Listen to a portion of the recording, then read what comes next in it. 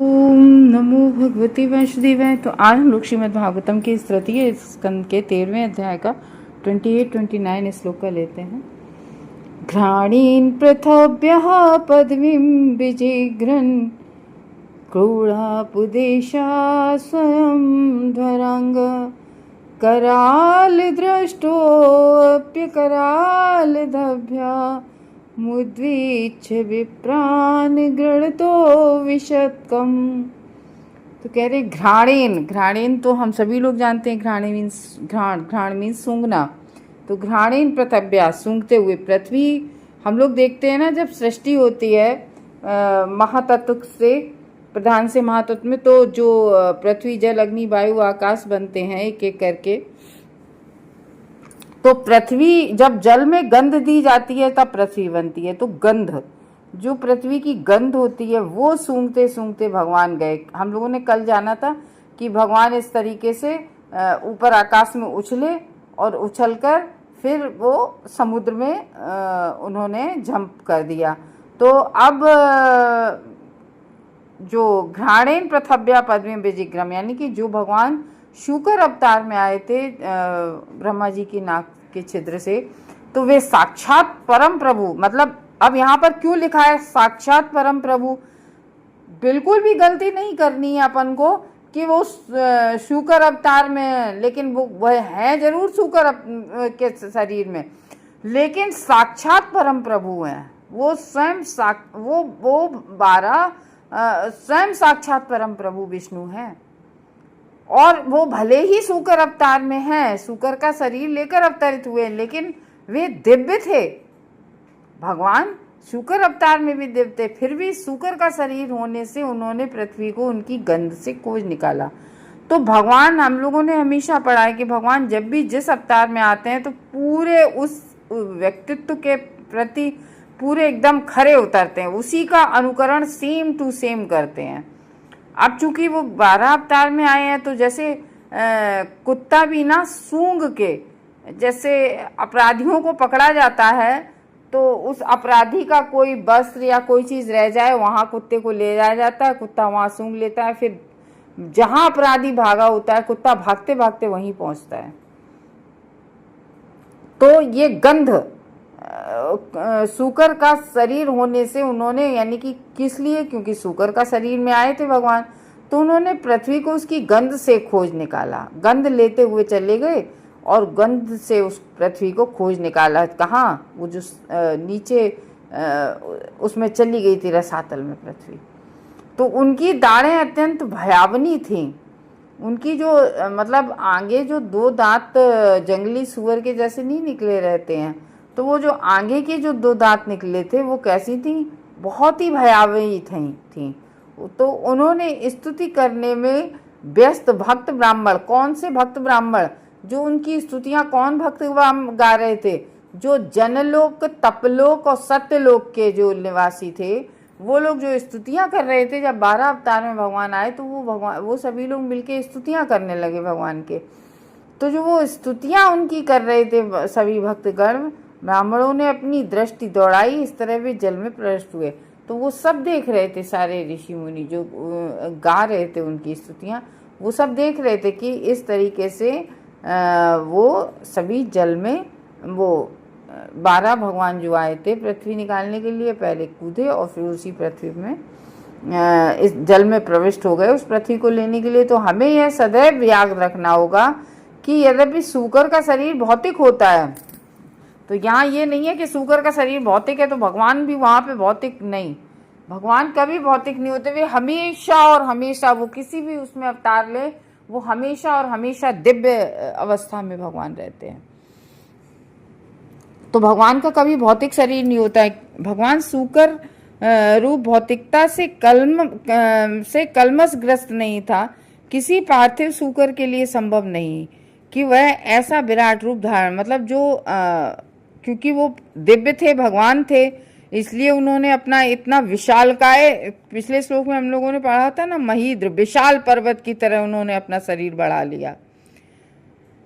तो इस तरीके से पार्थिव शूकर के लिए संभव ही नहीं था कि ऐसा विराट रूप धारण कर सके।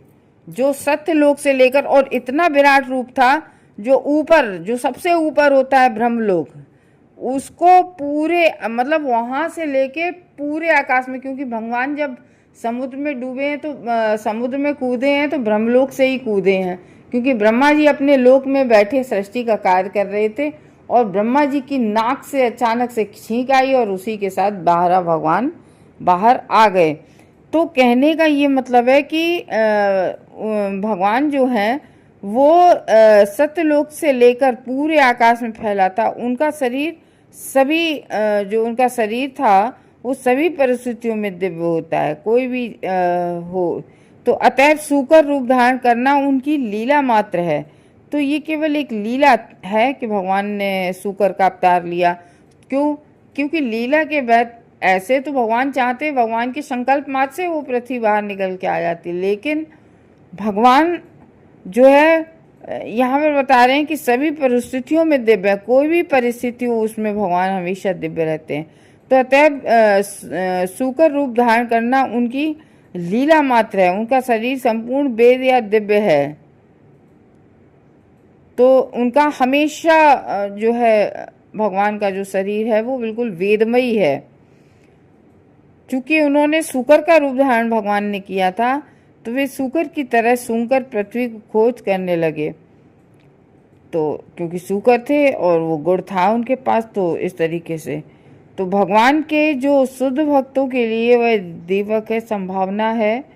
और इस तरीके से शुद्ध भक्त जो होते हैं वो भगवान के किसी भी रूप से कभी भी डरते नहीं हैं। शुद्ध भक्त, जो पहले बताया कि भगवान की जो दाढ़ें, जैसे जंगली, जैसे अमूमन यहाँ सुअर घूमते हैं उनकी दाढ़ें नहीं होती, उनके 2 दांत नहीं निकले आगे होते हैं, लेकिन जंगली सुअर के जो होते हैं वो दोनों दांत निकले होते हैं। तो कहने का ये मतलब है, यहाँ ये बताना चाह रहे हैं कि भक्तों को वो जो दाढ़ निकले हुए थे सूकर के, तो वो ऐसे नहीं लग रही थी कि बहुत भयानक हो। विपरीत इसके वे अपने भक्तों पर इतनी प्रसन्नता से दृष्टिपात कर रहे थे कि उन सबों को दिव्य सुख का अनुभव हो। तो इस तरीके से जो है भगवान प्रसन्नता से दृष्टिपात कर रहे थे, बड़े प्रसन्न थे और चारों तरफ दृष्टिपात कर रहे थे कि उन सबों के दिव्य सुख का अनुभव हुआ। तो इस तरीके से बता रहे हैं कि उनके भगवान के उस रूप का जो और भक्तगण थे, भगवान के दिव्य जो रूप होता है भगवान का, उससे दिव्य सुख ही प्राप्त होता है, ये बता रहे हैं इसमें। तो इस तरीके से हम लोग 29 एक श्लोक का और कर लेते हैं। सभद्रकूटांग निपात वेगा विशीर्ण कुच्छिस्तनयनवान उत्सृष्ट दीर्घो मृभुजोरिवार्ता चुक्को यज्ञेश्वर पाहि मेति। सा वह वज्र जैसे जो है यहाँ पर वज्र को किस लिए कहा गया है कि वज्र जैसा यानी कि वज्र जो पर्वत होता है तो वैसे ही आकार लिए, यानी कि उतनी ऊंचाई का आकार लिए हुए। तो यहाँ पर ये बता रहे हैं कि सा वज्रकूटांग, सा वह वज्रकूट अंग, विशाल काय पर्वत जैसा शरीर, क्योंकि भगवान है, भगवान का शरीर बड़ा विशालकार लग रहा था। तो इस तरीके से दानवाकार पर्वत यानी कि विशालकाय था, तो बहुत ज़्यादा विशाल था, तो ऐसा लग रहा था कि जैसे ये जो है कोई दानव होगा। तो दानवाकार गर्जन की भांति जल में गोता लगाते हुए भगवान बारह ने श्री भुजाओं की तरह से प्रकट हुई, जो उच्च स्वर में अनंतनाग, मन की बहुत कर से, जैसे नहीं कहते हैं कि बहुत तेजी से अंतर्नाद होता है, नाद हम लोग कहते हैं अरे भाई जोर से अर्थनाद हुआ, तो कह रहे उच्च स्वर से अर्थनाद कर रही थी, मानो भगवान से प्रार्थना कर रही हो कि हे समस्त यज्ञों के स्वामी, कृपया मेरे 2 खंड ना करें, कृपा करके मुझे संरक्षण प्रदान करें। पृथ्वी अब भगवान को देखकर भगवान से जो है विनती कर रही है, पृथ्वी कृपा करके मुझे संरक्षण प्रदान करें। तो यहाँ पर जो दिव्य सूकर के पर्वत जैसे शरीर में पर्वत जैसा जो भगवान का शरीर हो गया था शूकर अवतार में, तो उसके आ गिरने से महासागर तक के विचलित हो गया था। तो वो शूकर इतना भारी हो गया था कि जब वो पृथ्वी पर आकर गिरे तो महासागर में, तो महासागर तक विचलित हो गया और वह भयभीत प्रतीत हो रहा था, मानो मृत्यु निकट है। तो वो इस तरीके से डर रहे थे कि मृत्यु। अच्छा, ये कथा क्या है? श्रील सुखदेव गोस्वामी, ये जो अभी हम लोगों ने श्लोक पढ़े, श्रील सुखदेव गोस्वामी परीक्षित महाराज को बता रहे हैं और कह रहे हैं कि हे राजन, ये इस तरीके से जो ये भगवान की स्तुति कर रहे थे सत्यलोक और जनलोक तपलोक के लोग, तो ये बहुत तेज तेज स्तुति करने लगे। तो भगवान ने जो है कि उनको भी फिर से उकार भरकर बता दिया कि हमने तुम्हारी जो स्तुतियां हैं, ये जो तुम स्तुतियां गा रहे हो, वो हम सुन रहे हैं और हमें स्वीकार भी है। तो हरे कृष्णा भक्तों,